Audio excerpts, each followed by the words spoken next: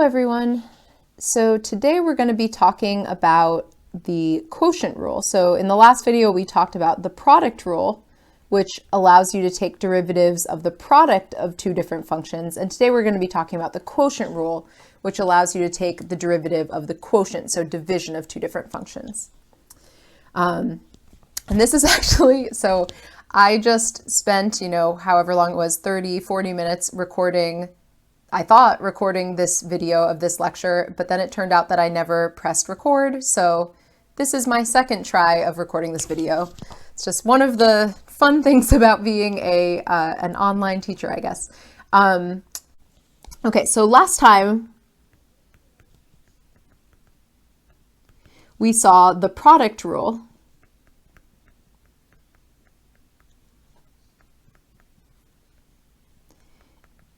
Is for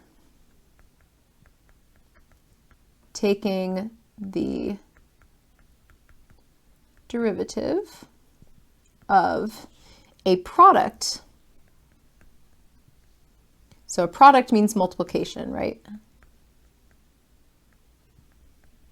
So where to use the product rule? You would use it in a situation like what we did last time as our first example, which was x squared times e to the x. So two different functions that don't really blend together. You can't combine them or simplify in any way. So you would have to take the derivative using the product rule.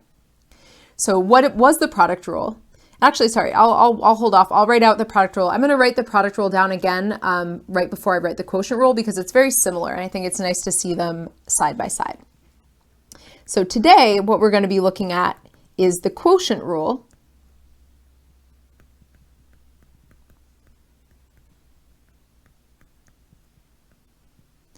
And the quotient rule is for taking the derivative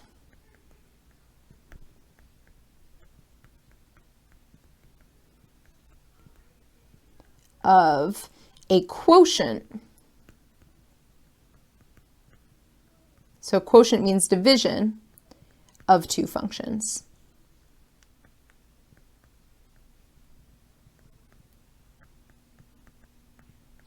So an example of that would be if instead of doing x squared times e to the x, if you had a function that was x squared divided by e to the x. So just like what we did last time, I want to start by telling you how the quotient rule does not work, because even more than the product rule, I find that people really like to do this wrong. So what is not true, it is never, ever, ever true that you can take the derivative of two things being divided like this. You are never, ever, ever going to take the derivative of the numerator and divide it by the derivative of the denominator. It just doesn't work. That's just not the derivative. I'm sorry, I know it would be nice if that's how it worked, but it does not work that way. So in general,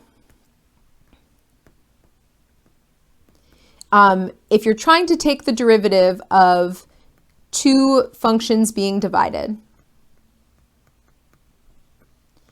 that is not ever going to be equal to the derivative of the numerator divided by the derivative of the denominator. Doesn't work that way. So like we did with the last one, I'm going to show you an example to hopefully convince you that it doesn't work that way. So how do we know that it doesn't work that way? So let's try an example. So let's say we have the function f of x is equal to x to the fifth over x to the fourth. So that is the same thing as just x, right? Like x to the fifth over x to the fourth, that's x. So we already know how to take the derivative of that. So the correct way to take the derivative of x would be f prime of x is equal to 1. So let's say that instead you tried to use this fake idea of taking the derivative of the numerator and the denominator individually. So what would you get? You would get 5x to the fourth on the top, and you would get 4x cubed on the bottom, and that simplifies to 5 over 4 times x, which is not the same as what we got over here, right? Over here we got 1, And over here we got 5 over 4 times x, which is completely different. So that tells us that this method does not make sense. It does not work. Don't do it. Okay, so now let's talk about what you actually do as the quotient rule. And before that, like I said, I want to write down the product rule again because they do have a lot of similarities, and I think seeing them side by side kind of might help you remember how the quotient rule goes. So the product rule, remember, tells us that if we want to take the derivative of one function times another function, how can we do that? We can do it by taking the derivative of the first function, so f prime of x, and then multiplying it with the second function, g of x, and then adding to that the derivative of the second function times the first function. And then that's it, sorry. That's the product rule. So what's the quotient rule?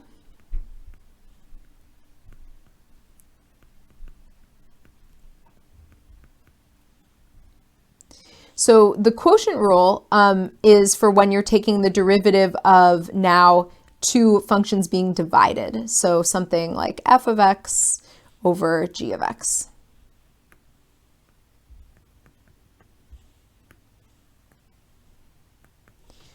Okay, so how would this work? Well, first of all, the biggest difference is your answer is actually going to be a fraction. And so the numerator of the fraction is going to look almost identical to the product rule. The only difference is that you're going to be now subtracting instead of adding. So this, instead of plus, we have a minus.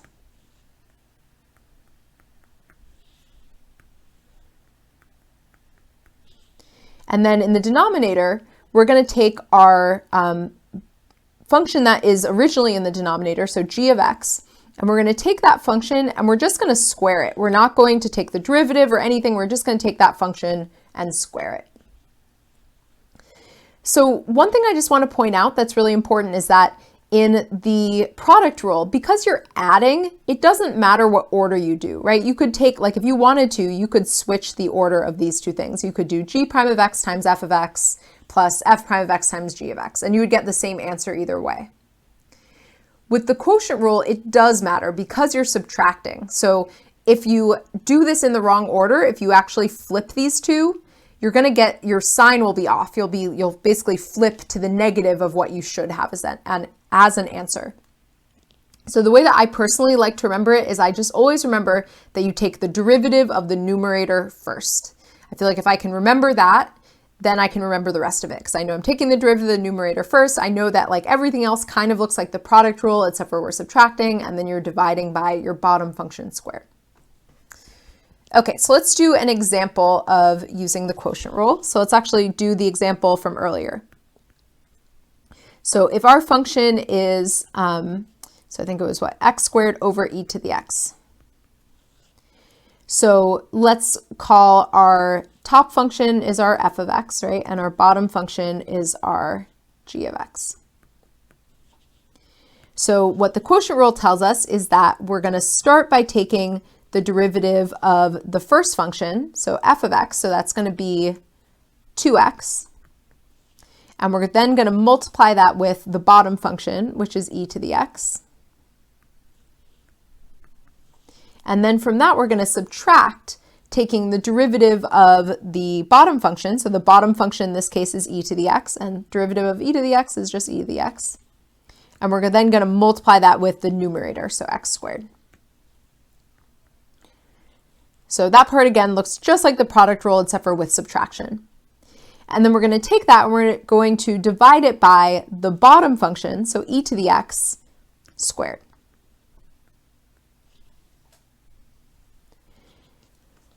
So one thing that is going to come up with the quotient rule is simplifying. So if you were to just write that as your answer, I would not give you full credit because there are some like pretty straightforward simplifications that can be done. So later on, I'll bring this up when we look at some other examples, but like there are some functions where, you know, there's multiple ways to write it and either way is fine. but there are certain things that I expect you to do. So one of the things that I expect you to do is if there's a common factor in the numerator and the denominator, I would expect you to cancel that common factor out. And so in this case, we have a common factor of e to the x in the numerator and the denominator, right? So I'm going to factor out an e to the x in the numerator. And so we're left with 2x minus x squared. And then in the denominator, well, e to the x squared is the same thing as e to the x times e to the x. And so now we can see that we have a common factor of e to the x. And so we're left with 2x minus x squared over e to the x. And that would be our final answer. And a lot of students like to ask me about factoring. So like, for example, if you were to write your answer instead like this, if you factored out an x from the numerator, that's fine. I mean, there's nothing wrong with doing that, but you don't have to do that. So why do you factor in general? It's usually when you're trying to solve something. So for example, if I had asked you, like, let's say in this question, if I asked you, where does this function have a horizontal tangent line? Well, then you would want to take the derivative and set it equal to 0, right? And if you're setting something equal to 0, well then, yeah, then you want to factor. But if you're just kind of giving me your answer, there's really no reason that you should have to factor it. So really, I would say only factor if you're solving something or if you're trying to simplify. So if you're trying to simplify like we did in this problem, factoring out that e to the x helped us see that we could simplify. But this kind of factoring that we're doing over here is purely optional. Okay, so we're not going to do a proof of this. So I just want to do like a handful of more examples. So we're going to do like 4 more examples and getting kind of progressively a little bit more complicated, and also kind of point out some situations where you do and do not need to use the quotient rule. So here we're just going to do some examples. So one thing I just want to quickly mention, and maybe kind of going back to something I just said on the previous page. So I just mentioned something about, like say you wanted to find where this has a horizontal tangent line. So all of these derivatives, we're learning new derivative rules now, but the same like concepts of derivatives apply. So every function has only one derivative, right? You can find that derivative using the limit definition, but we're not really doing that anymore. Now we're focusing on using these derivative rules because for the most part, they're a lot easier. So we're using these derivative rules, but everything that we say about the derivative is still the same as what we said like last week and the week before. So the derivative still always tells you the rate of change at a particular x value. You can still use the derivative to write the equation of a tangent line. You can still use the derivative to figure out where does the graph have a horizontal tangent line. You can use the derivative to figure out whether the function's increasing or decreasing. All that stuff that we've been doing, we're going to kind of keep doing that just like peppered throughout the course. So every time we learn a new derivative rule, you can still do all that same stuff using these new derivatives. That being said, I'm not always going to do an example of all of that stuff in these videos. So I would really, really recommend that you look at the worksheets because sometimes the worksheets are going to be just kind of very similar examples to what's in the video, but a lot of the time I'm going to try to throw in a few other examples that are a little different from what we did in the video. And for me, like, if you take a class with me in person, my classes are not just me lecturing the whole time. It's kind of a mix of lecture and then doing worksheets in class. And so to kind of model that, I consider you doing the worksheet at home as kind of part of class. So, if you're like on the homework and you're like, I don't feel like Anna ever did an example like this in class, go look at the worksheets because I write out the solutions in full detail on those as well. So those are kind of another resource, another place for you to get practice examples of questions. And I make the worksheets up myself. I pick the questions for good reasons. I pick them to kind of try to show you a particular type of example or because I think it might help you on the homework or something like that.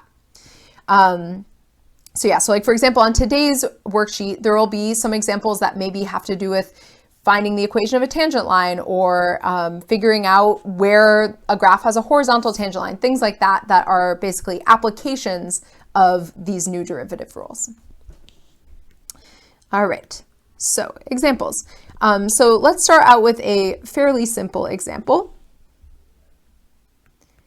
So let's say we have the function x minus 1 over x plus 1.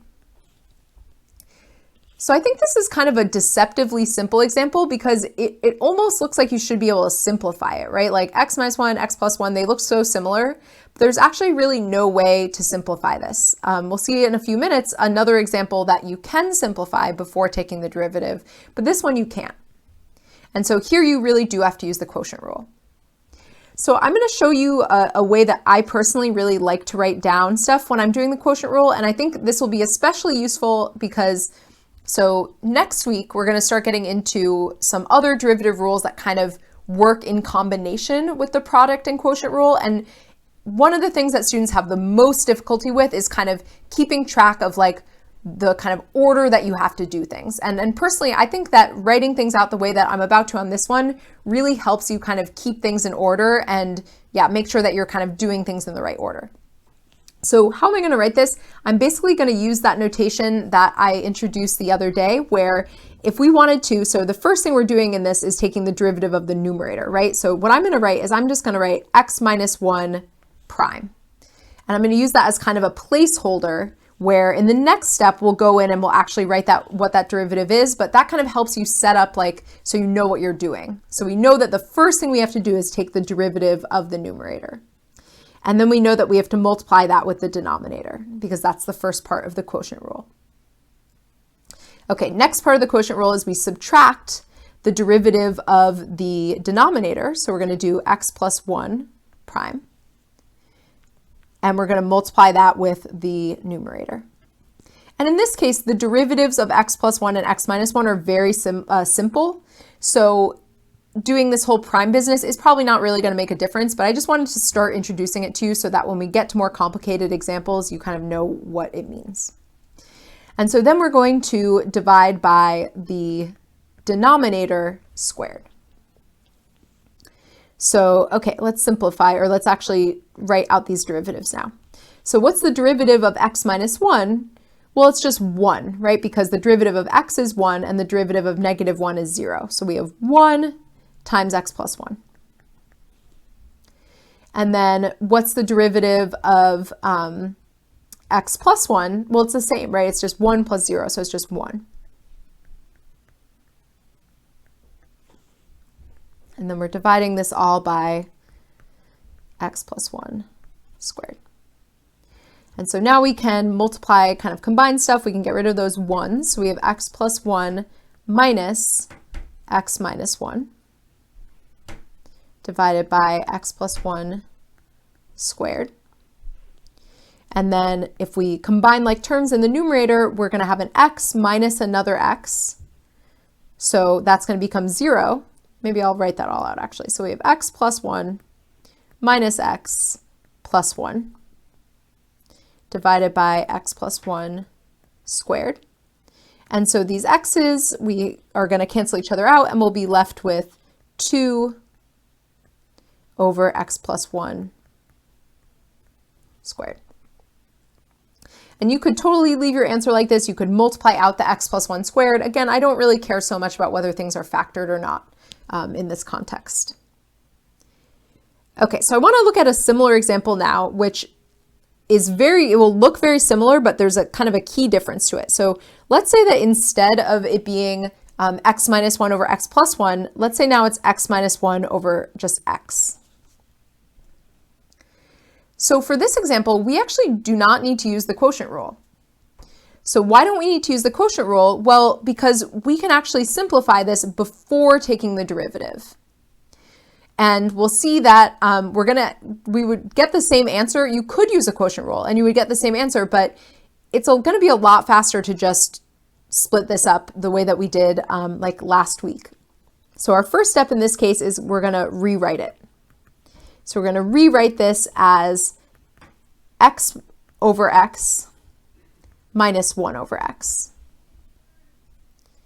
And this simplifies to 1 minus x to the negative 1. So once we've rewritten it, now we can just use the power rule. Now we don't need to use any quotient rule. So the derivative is just going to be 0. minus -1 x to the -2. And that's going to be, the negatives cancel, so we're left with 1 over x squared. And if you want, go ahead and try to do this with the quotient rule, and you'll see that you'll get the same answer. It will just take a couple more steps to get there. All right, so we have 2 more examples we're going to do. So the next one is y is equal to x squared plus 5x minus 1 divided by e to the x. So remember that when you're taking the derivative of a function that is like in y equals notation, you can either call the derivative y prime or you can call it dy dx. Either one is fine. Okay, so we do have to use the quotient rule in this case, because even if you were to split this up into 3 different fractions, you would still have to use the quotient rule on each of them. So you could do that if you wanted to, but that would actually make it harder, I think. So I'm going to use that same idea that I did in the other one and kind of write out, okay, we're taking the derivative of the top and we're multiplying that with the bottom. And then we're taking the derivative of the bottom and multiplying that with the top. Oops. I want to go back. Nothing's going how I want. Okay, there we go. And then that's all divided by e to the x squared. Okay, so now we can go in and take those derivatives. So what's the derivative of x squared plus 5x? It is 2x plus 5. And we still need to have parentheses, right? Because we're multiplying that whole derivative with e to the x. And then what's the derivative of e to the x? Well, that's just e to the x. And then we're multiplying that with x squared plus 5x minus 1. And then I'm going to rewrite this e to the x as e to the x times e to the x. So if you wanted to, you could distribute these e to the x's in, but I think that would actually just kind of make the next step harder. So I would actually just realize, and this is actually going to happen anytime you have e to the x as your denominator function. So anytime you have e to the x as your denominator function, it's just going to work out that you'll be able to cancel an e to the x from the denominator, because that same e to the x is going to show up in 3 places. But let's factor it out like we did on the last step, because I just think that's like a slightly better way of showing this. So if we factor out an e to the x in the numerator, we're left with 2x plus 5 minus x squared plus 5x minus 1. And we have to be sure to put parentheses because we still have this negative sign that needs to affect the second part. And then that's divided by e to the x times e to the x. And so now we can see that we have this extra e to the x that we don't need. We can get rid of that. And so we're left with 2x minus 5 minus x squared plus 5x minus 1 divided by e to the x. And now we can distribute this negative sign and combine some like terms. So we get minus x squared minus 5x plus 1 divided by e to the x. And then we want to put together things that have that are like combinable, right? So we have negative x squared, that there are no other x squareds, but then we have a, and I'm just looking at this because I think I made a mistake in my last video. So it's a good thing that I re-recorded this because I don't think I noticed my mistake the last time around. All right. Well, anyway, so we have x squared. Now we have a minus 5x and a plus 2x. So altogether, that's going to give us a minus 3x. And then we have a plus 1 divided by e to the x. So that is our final answer. All right, so I want to do one more example. And this last example, we're actually going to do it 2 different ways. And it's in order to kind of make a point. So our last example is we're going to find the derivative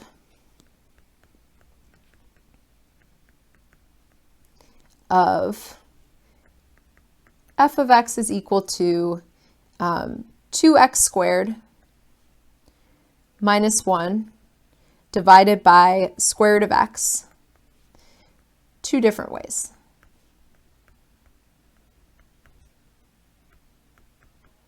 So the first way is we're going to use the quotient rule.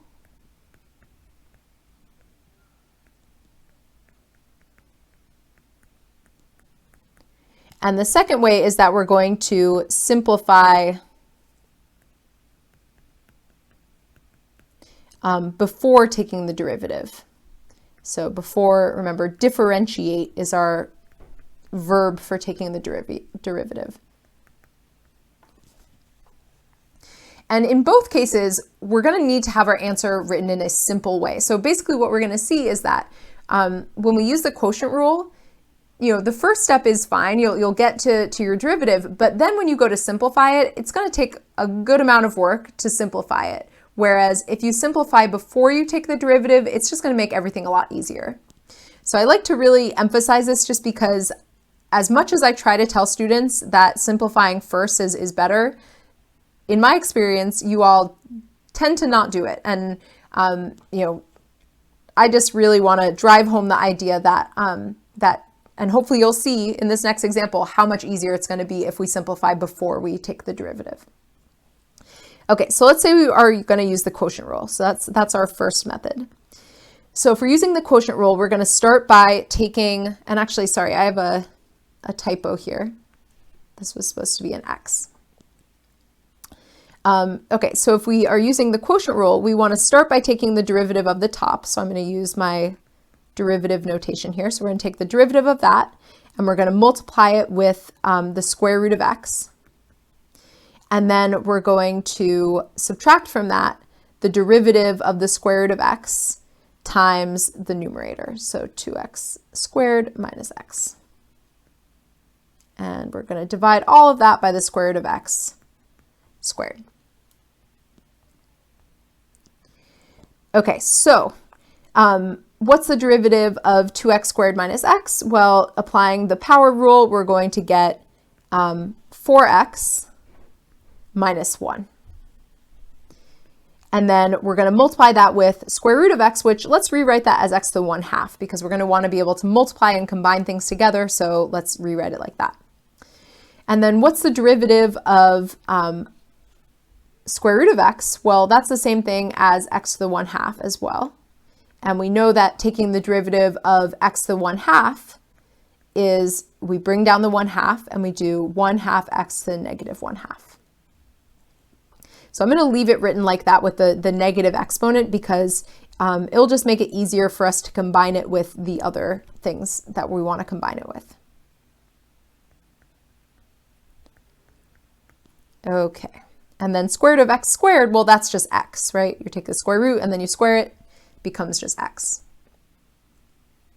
So if you were to write this as your answer on the test, technically it's correct, but I would not accept this as a full credit answer on a test because you haven't simplified it. There are things that, like we'll see, can really, really get broken down and combined, and we can make this way simpler looking. And one thing I just want to mention is that on the online homework, they will probably accept something like this. So the online homework, is a computer. If you type in two different expressions that are equivalent, for the most part, there are some exceptions. Some of the questions are coded so that only certain types of answers will work. But for the most part, you can type in something super complicated, and as long as it's technically correct, it will get marked correct. So I don't want you to think that just because you can type in a complicated, unsimplified answer on the online homework, that it will be acceptable on a test. So on a test, I want to see you simplify. So what would that mean in this case? And so I guess I would recommend that on the online homework, you simplify just for the practice of doing it, even if the computer will allow you to type in something that is not fully simplified. Okay, so let's go through this. So we have 4x times x to the 1/2. So altogether, that's going to give us 4x to the 3/2, right? Because x is the same as x to the 1, and you add the exponents when you multiply together. So 1 plus 1/2 gives us 3/2. And then we have minus x to the 1/2. And then the next part, we have negative 1/2 But that negative 1/2 is going to multiply with this 2 actually, so we can get rid of that, right? So right now we're multiplying together this and this. So that's going to give us just -1 times x, and then we have -1/2 times 2, and that's going to be 3/2, because 2 minus 1/2 is 1.5, which is 3/2. So now let's multiply together this and this.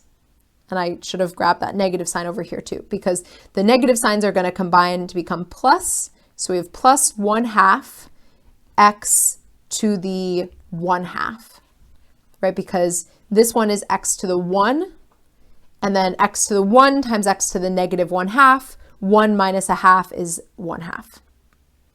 So we're left with that. All divided by x. So this is still not fully simplified because we can combine like terms. We have some things that are the same, right? So we have a 4x to the 3/2, we have a negative x to the 3/2. So together that gives us 3x to the 3/2. So that's combining this and this. Then we have a negative x to the 1/2 and a 1/2 x to the 1/2.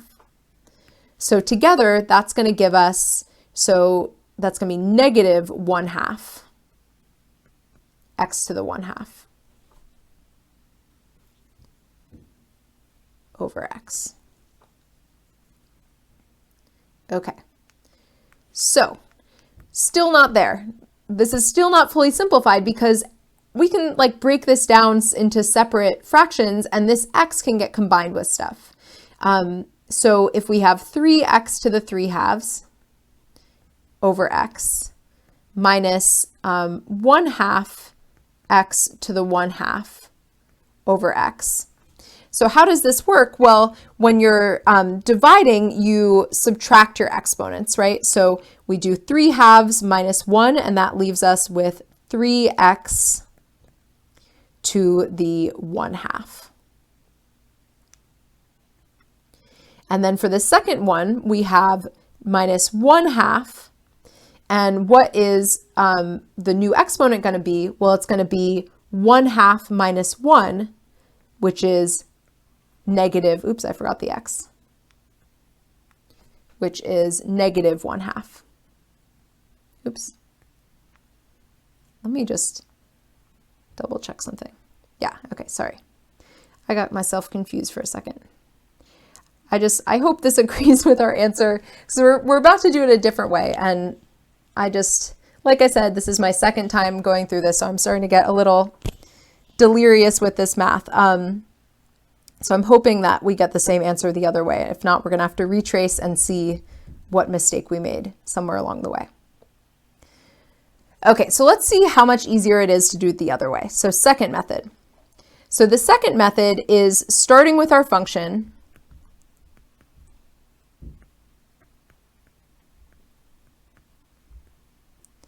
and before we do anything else, rewriting it. So we're basically going to do the same type of simplification that we had to do in this step, but we're going to do it like only once, and then we're not going to have to do any of like all of this stuff up here. So if we rewrite this function, we would have 2x squared over x to the 1/2 minus x over x to the 1/2. So just splitting it up into two fractions and rewriting the square root as x to the 1/2. And so what's another way of writing that? Well, we can subtract our exponents, and this would be 2x to the 3/2, right? Because 2 minus 1/2 gives you 3/2. And then for this next part, we have x to the 1 over x to the 1/2.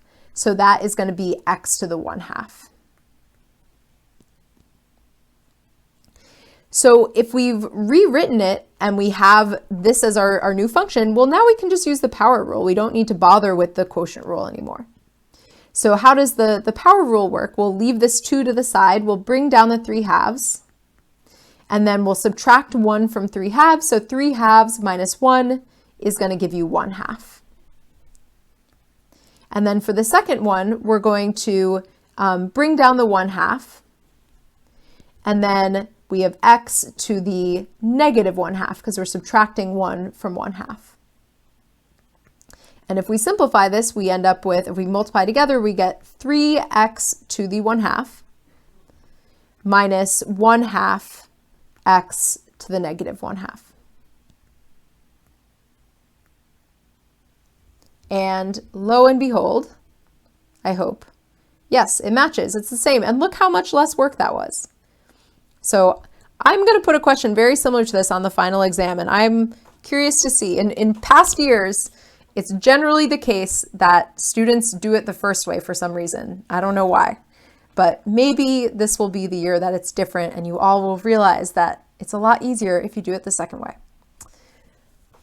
All right, so like I said, the rest of the week we're going to be talking about the derivatives of trigonometric functions, and then that will give us an opportunity to start to really kind of play around with different combinations of functions and how we can add them, subtract them, multiply them, divide them, and take the derivatives of the resulting functions. So yeah, I'll see you in the next video.